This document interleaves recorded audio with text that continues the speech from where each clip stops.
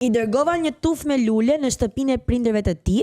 I shkruajta në pusull fjalë dashurie dhe në fund emri një djali. Prindrit e tij filluan të dyshonin ai ishte gay. A ka ndonjë lajm me gay që ta lexoj sot në këtë emision? I do it for the girls and the gays. That's it. Bonus point sa I çunjë që e mban veten. Që më thon me xhel, heq vetullat në te berberi. Qa keme Prindërit që e mbaj tij, veten? prindërit I dyshonin. Dyshonin më shumë ai. Të bënte sens dyshimi atëherë. Në këtë pikë Mendoj që nuk ka nevojë të bëj sens dyshimi kur mashkulli I sjell tufë me lule në shtëpi edhe I shkruajnë fjalë dashurie nga një mashkull. Po mirë, tani prindrit kur lexojnë këtë pusullën, nuk mund mendojnë për shembull që mund të ketë ngatruar An në fund, ai e ka bër O. Beni. Po mirë, Beni mund ta ketë një emër që ngatrojë.